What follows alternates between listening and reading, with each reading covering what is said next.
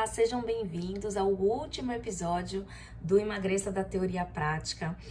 Meu parto está programado para a semana que vem já, então eu não tenho mais como continuar. Então aqui nesse programa, né, nós discutimos um conjunto de estratégias para você aprender a emagrecer. Eu sou Flávia Cunha, médica endocrinologista, espero que você esteja me acompanhando aí, tem mais de um ano que eu faço vídeos semanais, né, videoaulas longas semanais, e o meu objetivo é te ajudar no seu emagrecimento. No episódio de hoje, a gente vai falar sobre um tema que está super em alta, um tema super legal, super novo, né? A gente pode dizer que é um tema novo, mas que já tem bastante pesquisa, né? Mostrando aí a importância desse tema, que é a ação do intestino no emagrecimento. Então, como é que o seu intestino pode te ajudar a emagrecer? Fica atento nessa aula, que é uma aula bem interessante, bem especial.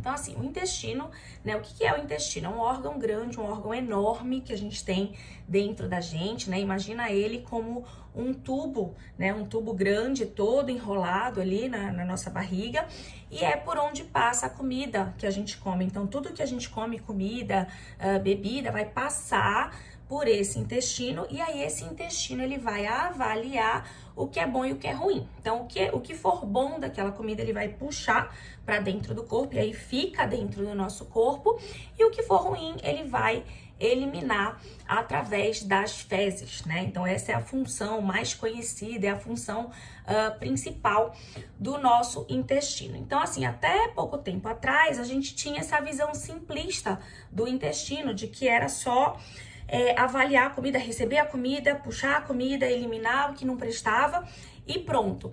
E na verdade, né, atualmente a gente tem uma visão mais moderna do intestino. A gente sabe, a gente já descobriu que o intestino produz substâncias, produz hormônios importantes que vão atuar na nossa saúde, vão atuar no nosso metabolismo. E além de tudo isso, existe uma forte ligação do nosso intestino com o nosso cérebro, com a nossa mente. A gente vai falar bastante sobre esse assunto nessa aula de hoje, tá? Inclusive, essa visão atualizada que a gente tem do intestino, eu gosto de fazer um paralelo com a gordura, com o tecido adiposo, que é uma coisa que eu já falei aqui em outras aulas.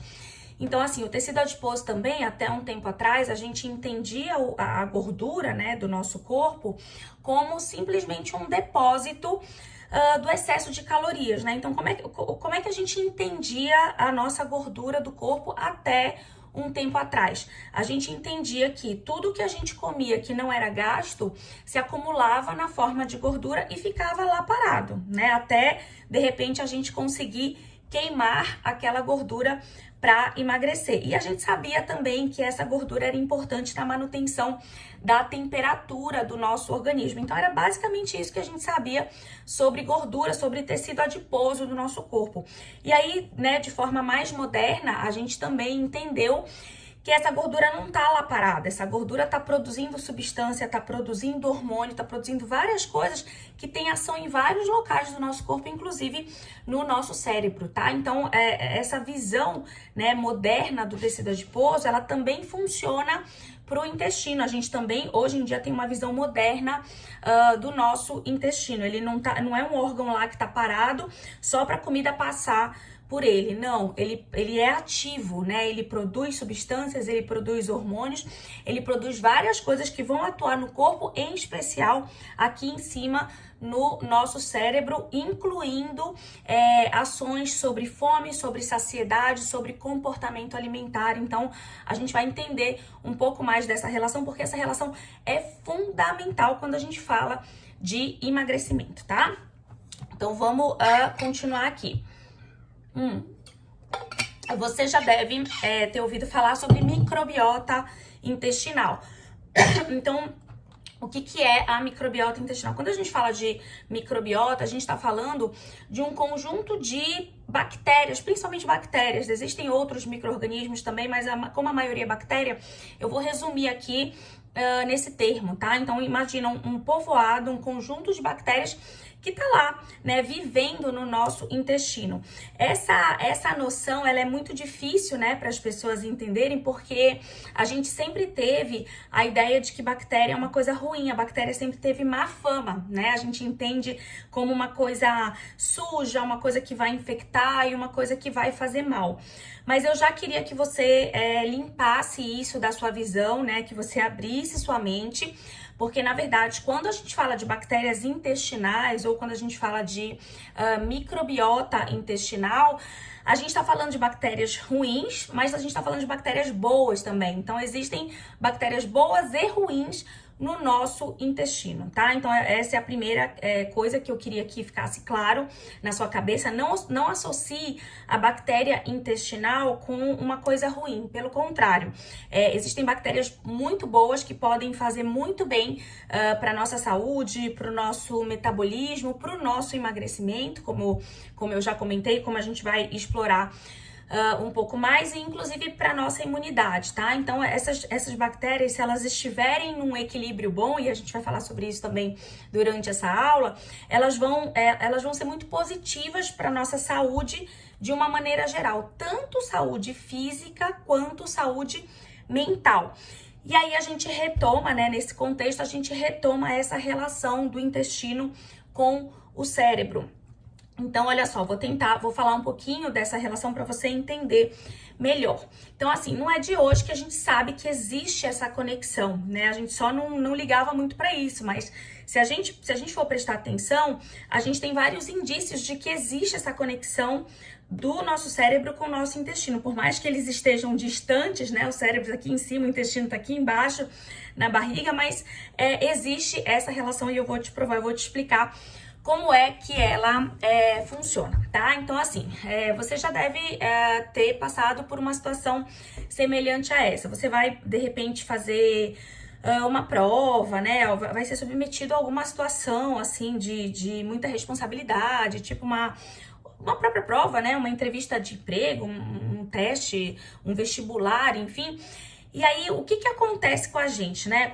Com a maioria das pessoas, assim, quando a gente vai ser submetido a uma avaliação, alguma coisa assim de muita responsabilidade, a gente sente aquele frio na barriga, né? Muitas vezes, né, dá aquela dor de barriga, aquela cólica, e aí é muito frequente o intestino soltar, a gente ter diarreia mesmo, né? Antes de um teste, de alguma coisa assim, de muita tensão, de muito nervosismo, de muita responsabilidade. Então, veja, né, que quando você tá numa situação de estresse, de perigo, de tensão, de nervosismo, qual que é o primeiro sinal? O seu intestino solta, né? Vou te dar um exemplo pessoal, assim, interessante que eu tenho percebido. Eu tô no final da gestação, né? Como eu já comentei. E eu tô com o meu intestino bem preso, já falei isso aqui, tive na primeira gestação, né, constipação intestinal, tô sofrendo mais ainda nessa gestação, poderia até, né, existem vários motivos para explicar por que a grávida tem mais constipação do que a mulher não grávida, né, mas eu nem vou entrar nessa seara, nem vou entrar nesse mérito pra gente não fugir do nosso foco. O fato é que eu tô vivenciando dias de constipação, assim, de uma dificuldade muito grande de evacuar, né, com o meu intestino. Mas é interessante que, assim, uma vez por semana, que é exatamente este dia de hoje, por exemplo, o dia em que eu vou gravar, eu sinto que o meu intestino solta. E aí, no dia seguinte, ele volta a prender. Por que isso? Claro, né? Por mais que eu esteja aqui há 1 ano gravando essas aulas toda semana, né? Então isso já vai se tornando uma situação mais familiar. Mas assim, ainda é um grande desafio para mim, acho que para todo ser humano, você ligar a câmera e falar do mesmo assunto por meia hora, né? E eu também não gosto de falar e pausar. Eu gosto de ligar a câmera, falar tudo e acabou, né? Para não ter que ficar editando. Então, confesso que ainda é um desafio, né? Uma situação assim que me dá um certo desconforto. Já tô mais adaptada do que no início. A gente vai aprendendo, né? Fazendo, a gente vai se acostumando e aprendendo, mas não é ainda uma situação completamente confortável. Não é como ir ali na sorveteria tomar um sorvete e voltar para casa. Então, assim, eu preciso estar concentrada, eu preciso olhar aqui o meu roteiro para não esquecer de nada importante. Eu preciso falar de uma forma que eu me faça entender. Então, tudo isso gera uma certa responsabilidade, gera uma certa tensão e isso se reflete diretamente no intestino, né? Então, olha que interessante, mesmo numa situação extrema de gestação, em que o intestino trava mesmo, mas assim, quando eu passo por uma situação que é mais desafiadora do que a maioria das situações da minha semana, o meu intestino solta, né? Então, isso é uma prova cabal de que existe uma relação desses dois órgãos, tá?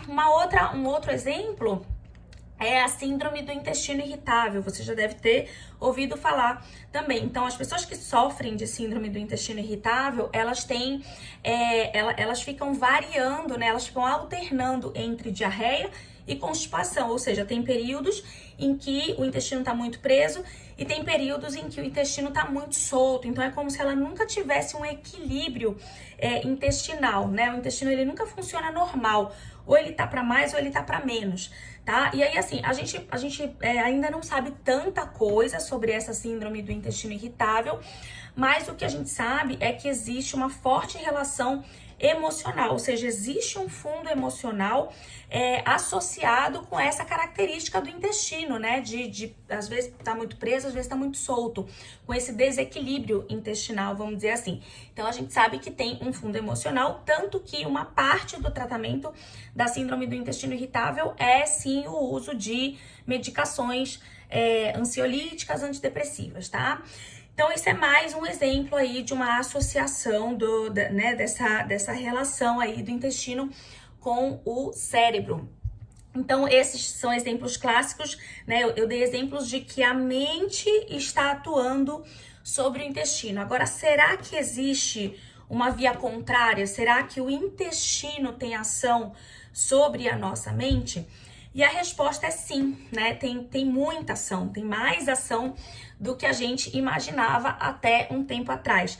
Agora você deve estar se perguntando como é que o meu intestino vai ter ação lá em cima, né? Lá no cérebro. Então, olha só, ele tem essa ação sobre a nossa mente, sobre o nosso cérebro, através das suas bactérias. Então, é o que eu estava falando sobre a microbiota intestinal. A gente vai voltar a falar um pouquinho dela. Ele tem ação sobre os hormônios que ele produz. Então, assim, eu já comentei, né? O intestino, ele é ativo, ele produz substâncias, ele produz hormônios. Então, assim, as suas células intestinais produzem hormônios muito importantes, hormônios fundamentais, que têm ação, por exemplo, sobre centros de fome, de saciedade, de desejo, tá? Aqui no nosso cérebro. Então, através da microbiota, através dos hormônios e também através da sua própria inervação. Então, existem, né, inervações. O intestino, ele tem sido chamado, inclusive, como segundo cérebro, porque, né, se descobriu que existem muitas vias nervosas no intestino, inclusive vias nervosas que fazem ligação direta lá com o cérebro, tá? Então, são aí os meios pelos quais o intestino atua sobre o nosso cérebro, certo? E a gente vai entender agora o que isso tem em relação com o emagrecimento.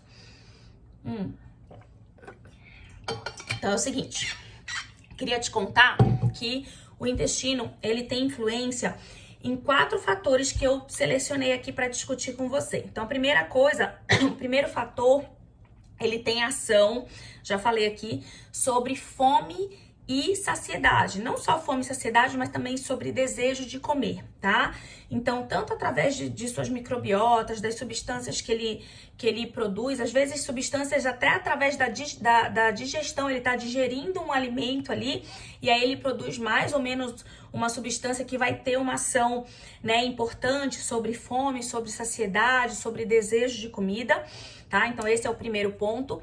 Segundo ponto, ele tem ação sobre a qualidade do que a gente deseja consumir. Então, é o que a gente chama de preferências alimentares, né? Então, eu tenho mais preferência por alimentos doces, você tem mais preferência por alimentos salgados, eu tenho mais preferência por alimento com textura mole, você tem mais preferência por alimento com textura dura. Claro que não é só o intestino que age sobre isso, né? Então, as nossas experiências anteriores também têm ação sobre isso, mas é muito importante que a gente saiba que o intestino vai agir também sobre preferências alimentares. E aí, já abre uma portinha aí na sua mente, entendendo que Se você muda o ambiente do seu intestino, você pode mudar as suas preferências alimentares, tá? E aí você muda as preferências alimentares a favor do seu emagrecimento.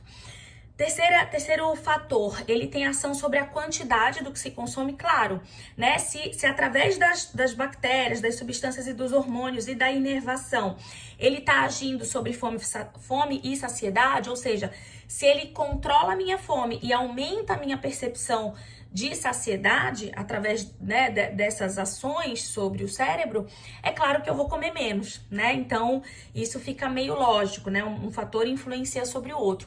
E ele tem uma ação também, que é uma coisa mais local, já não é mais tanto uma relação direta com o cérebro, mas ele tem uma ação de controlar a quantidade de caloria que é absorvida do alimento. Então, né, eu comi aquele alimento, não quer dizer que toda a caloria dele vai ser totalmente absorvida para o meu corpo, né? Eu posso eliminar um pouco daquela caloria através das minhas fezes. Então, é interessante porque vamos dizer, eu comi 100 calorias e absorvi 80, por exemplo. Claro que eu tô simplificando, não é tão simples assim, mas tô só dando um exemplo para você entender que ele também tem influência sobre as calorias absorvidas no nosso corpo, tá? Agora é o seguinte, se eu tenho um desequilíbrio nesse meu intestino, um desequilíbrio nessas bactérias, nessa minha microbiota intestinal, eu vou gerar uma inflamação no meu corpo. Na verdade, uma inflamação no meu intestino, né, que gera uma inflamação no meu corpo. É uma inflamação que a gente chama de leve, né, uma inflamação de baixo grau. Por que ela tem esse nome? Porque ela é bobinha? Porque ela não vai ter ação nenhuma? Não, né? Apesar dela ser leve, ela tem consequências graves que a gente vai comentar aqui. Mas por que ela é chamada de leve? Porque é uma inflamação assim diferente de quando você tem, por exemplo, uma unha encravada, um dedo inflamado, né? Quando a gente tem um dedo inflamado, a gente tem aquela inflamação que dói, aquela inflamação que fica quente no local, fica vermelho, né? Aquele negócio assim agudo. E essa inflamação que ocorre no intestino, quando a gente tem esse desequilíbrio dessa microbiota, não é uma inflamação dessa forma, não é uma inflamação aguda. É uma inflamação crônica, mais leve, a gente não sente dor, mas isso vai ter repercussão grave no nosso organismo, tá? E aí, né, dentro desse nosso contexto de emagrecimento, quais são essas consequências, né?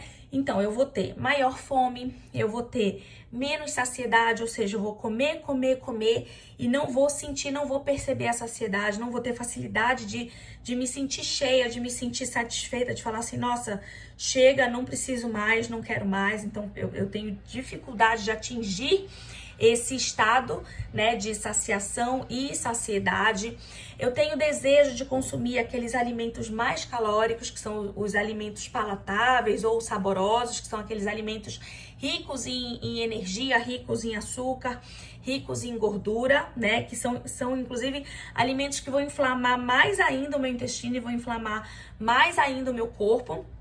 Eu tenho nojo ou aversão dos alimentos mais saudáveis, aqueles alimentos mais naturais, né? Aqueles alimentos que vêm da natureza, verduras, legumes, frutas. Eu não me agrado muito, tá? Então, isso tudo são sinais de que o meu intestino tá inflamado, com essa inflamação de baixo grau, que o meu corpo tá inflamado, né? Com essa inflamação de baixo grau. E isso vai perpetuar a inflamação, quer dizer, eu vou comer cada vez mais alimentos que vão perpetuar essa inflamação, e aí eu vou ter cada vez mais fome, cada vez menos saciedade, e aí eu entro nesse ciclo sem fim, né, com uma teia que eu não consigo sair, e isso vai me levando à obesidade, isso vai me levando a ganhar peso, e até chegar, né, em níveis de obesidade, o que vai contribuir mais ainda para essa inflamação. Então veja que fica, né, um negócio preso numa teia, tá? Bom, o que gera, né, essa inflamação, o que gera esse desequilíbrio na microbiota e, consequentemente, essa inflamação de baixo grau, tanto no intestino como no corpo?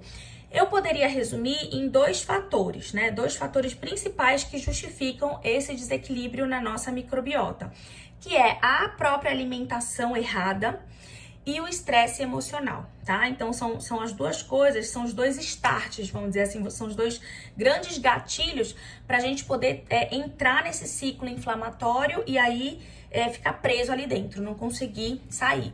Então, olha de novo, né, a relação do intestino com o cérebro e o reflexo disso no nosso metabolismo e no nosso peso, né? Vamos lá, vamos seguir aqui. Então, já estamos aqui nos slides finais. Então, vamos voltar um pouquinho para microbiota, tá? Então, assim, pra gente entender como é que o nosso intestino pode nos ajudar no emagrecimento, é fundamental que a gente entenda bem, que a gente compreenda bem essa questão da microbiota intestinal. Então, eu comentei, né, como eu falei antes, eu comentei com você que existem bactérias boas e bactérias ruins, né? Então, pra gente não ficar com essa ideia de que bactéria é sempre ruim, a gente tem no nosso organismo bactérias boas e bactérias ruins.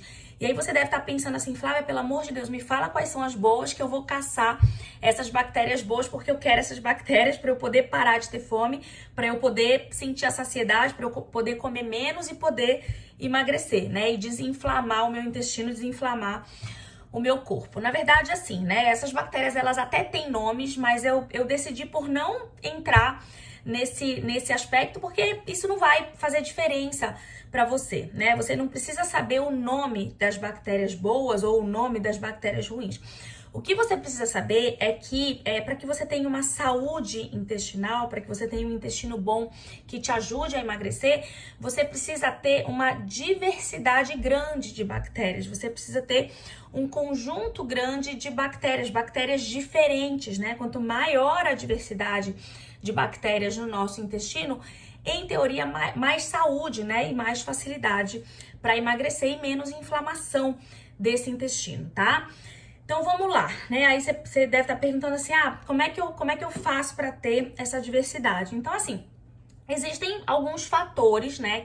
Vários, na verdade, fatores que influenciam essa população de bactérias no nosso organismo, no nosso intestino. Então, vou citar alguns aqui para você conhecer. Então, por exemplo, você já deve ter ouvido falar, né, dessas influências. Então, por exemplo, o tipo de parto, né, o tipo de parto cesariano versus o parto natural, o parto vaginal, né? Então, é dito que o parto vaginal, ele contribui para uma flora melhor, né, para uma microbiota melhor no bebê do que o parto cesáreo. O aleitamento materno, então o bebê que mama mais tempo, não é nem mais tempo, mas o bebê que mama exclusivamente, pelo menos naquele início ali de 6 meses, ele também tende a ter um intestino melhor do que o bebê que já entrou com fórmula desde o início. A genética, né, do indivíduo, então sempre a genética vai ter uma certa influência, ela não é soberana, mas sempre vai ter uma certa influência. Uso excessivo de antibióticos, né? Então, assim, em alguns momentos a gente precisa de antibiótico, não tem jeito, né? Em algumas infecções é fundamental, é necessário, mas é importante, né, usar só quando realmente se precisa, tá? A própria idade, então a idade a gente vai envelhecendo, a microbiota vai modificando. Tipo de alimentação, então a gente vai falar melhor sobre isso. Realização, né, de prática de exercícios físicos. Estado emocional, então decora bem isso aí, estado emocional e sono, né? Então são alguns fatores aqui que eu trouxe que são bem clássicos, fatores que realmente atuam sobre a microbiota intestinal. Se você avaliar comigo, né, esses primeiros fatores, por exemplo, o parto, o aleitamento, a própria idade, a genética, são fatores que a gente chama de não modificáveis. Quer dizer, você até pode saber disso hoje e fazer escolhas diferentes pro seu filho, pro seu neto, enfim, mas para você, pro seu benefício próprio, isso já passou, né? A genética você não vai mudar assim diretamente, a idade você vai envelhecer, não tem jeito, né? Quem não morre envelhece. O parto você já nasceu, não tem como mudar, e o aleitamento você já foi amamentado ou não, então não tem como mudar, tá? Então eu não quero que você fique aí no sofá se lamentando porque você não mamou direito, porque o seu parto não foi o mais indicado, enfim. Eu quero que você foque no que você pode mudar, tá? No que está nas suas mãos. Eu mesma, eu nasci de parto cesáreo e não mamei exclusivamente até os 6 meses, mas hoje eu aprendi a fazer escolhas, né? E aí escolhas dentro desses fatores que são modificáveis, ou seja, alimentação, exercício, estado emocional, sono. Então eu aprendi a cuidar dessas coisas para que eu tenha uma flora interessante, para que eu tenha uma microbiota saudável, né? Então eu me considero uma pessoa que tem uma microbiota saudável porque eu tenho uma certa facilidade de emagrecer, de me manter magra, né? De ter uma boa saúde de uma maneira geral. Então é isso que eu quero ensinar para você, né? Eu não quero que você fique focando no que já passou e no que você não pode mais mudar, tá? Então vamos focar no que a gente pode, no que tá nas nossas mãos, no que a gente ainda pode fazer. Então vamos lá pra gente finalizar aqui. Vou falar algumas dicas, né, pra gente, dicas práticas, né, focando nesses fatores modificáveis pra gente poder desinflamar o nosso intestino, melhorar a nossa microbiota, melhorar o nosso ambiente intestinal, a nossa produção hormonal, a produção de substâncias que vão nos ajudar a emagrecer, tá? Então, assim, basicamente, o que as pessoas querem? As pessoas querem coisas fáceis, coisas práticas, as pessoas querem atalhos, né? Caminhos mais fáceis. Então, o que elas querem? Elas querem uma fórmula pronta de probiótico, elas querem um hormônio pronto. Isso até tem, isso até existe, tá? Inclusive, um dos medicamentos que mais tem ajudado no emagrecimento, isso é mais uma prova da relação do intestino com o cérebro, um dos medicamentos que mais tem ajudado no emagrecimento é um medicamento que simula um hormônio intestinal, tá? Então, aquelas canetas, já falei, tem um vídeo meu sobre canetas emagrecedoras. Essas canetas, na verdade, elas são substâncias que imitam substâncias muito semelhantes ao próprio hormônio intestinal, tá? Que é um hormônio que tem ação sobre fome, tem ação sobre saciedade, né? Tem ação sobre trânsito ali gastrointestinal. Então veja, né, a importância disso.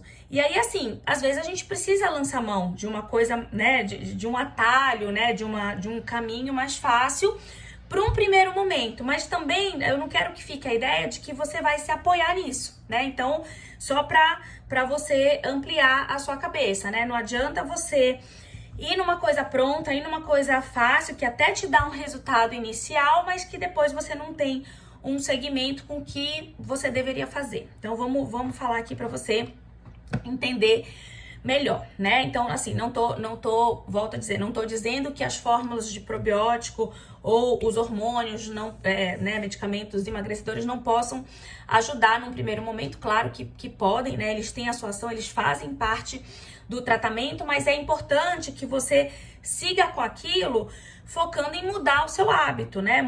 Focando em seguir essas dicas aqui que eu vou te dar para que você tenha um resultado prolongado, um resultado sustentado desse emagrecimento, certo?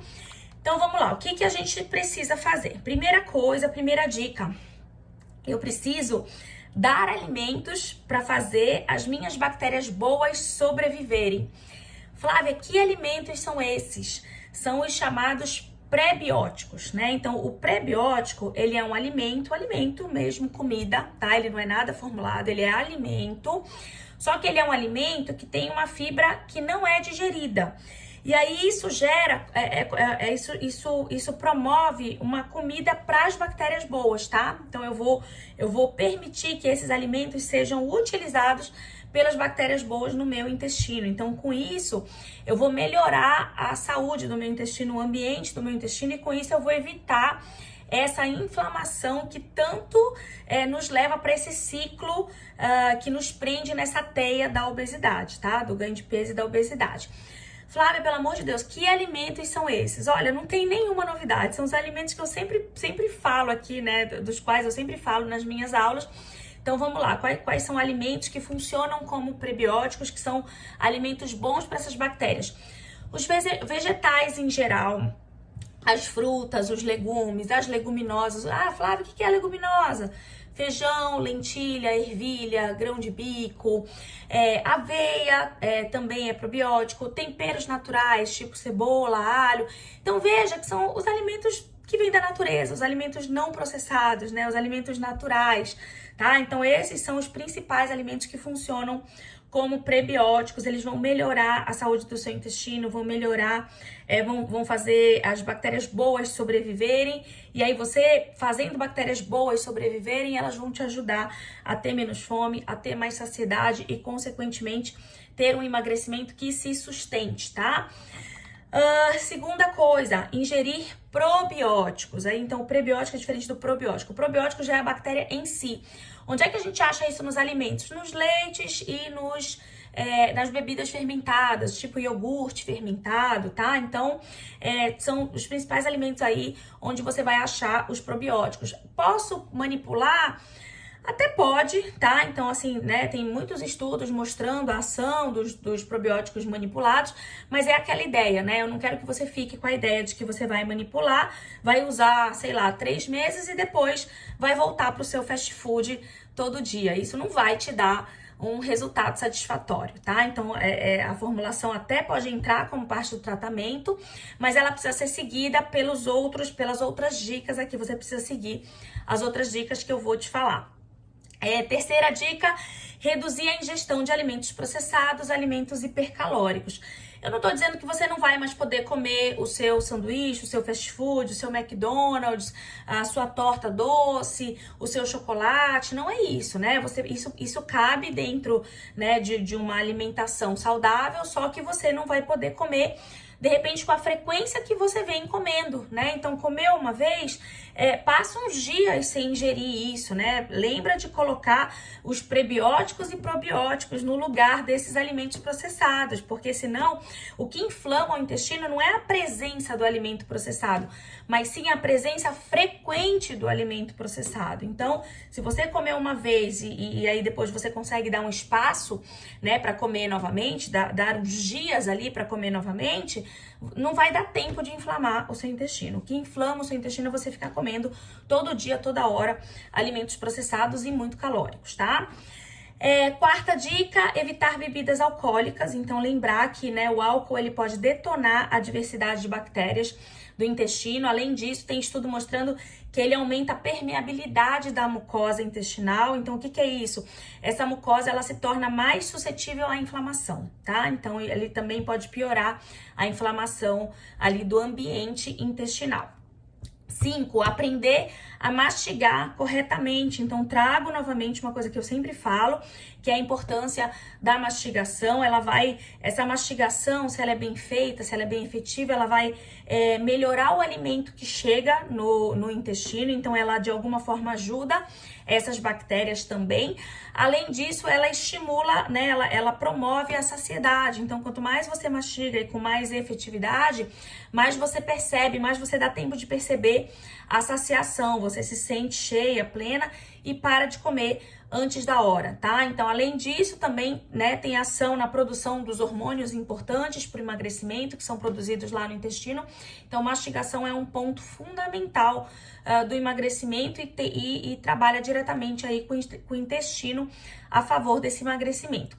Sexta dica, controle do estresse e da fome emocional, tá? Então, lembrar que é via de mão dupla, né? Intestino atua no cérebro e cérebro atua no intestino, tá? E aí isso faz você entrar naquele ciclo vicioso. Então, se você não cuidar da parte emocional, se você não cuidar do estresse, você não vai conseguir sair dessa teia. E a sétima e última dica, cuidados com o sono, né? Então, se você não dorme bem, o seu intestino sofre diretamente, né, por vias de estresse, você tem mais fome, você tem menos saciedade, aí entra naquele ciclo lá que eu já comentei, acaba querendo alimentos mais calóricos, isso tudo perpetua a inflamação no seu intestino e aí você nunca vai conseguir ter uma saúde intestinal boa, né, um intestino bom que te ajude a emagrecer. Muito bem, terminamos o nosso último episódio, tô triste, mas tô feliz, né, por tantas aulas gravadas aí, vou ficar um tempo sem conseguir gravar aulas longas Isso não quer dizer que eu não vá produzir dentro das minhas possibilidades conteúdos que te ajudem a emagrecer, que continuem te ajudando, te estimulando, criando essa onda de emagrecimento. Esse é o meu objetivo, na verdade, né? Te dar estratégias, te dar ferramentas para você emagrecer e ao mesmo tempo te estimular, né? Te apoiar, te ajudar para que você não se sinta sozinho, sozinha nesse processo de emagrecimento que eu sei que não é fácil. Espero que você continue me acompanhando. Aproveite aí, né, para ver episódios antigos. Tem ouro nessas aulas, tem muita coisa importante que você pode aprender, que você pode colocar em prática para você, de fato, começar a emagrecer. Até breve, um beijo, obrigada pela presença, tchau, tchau.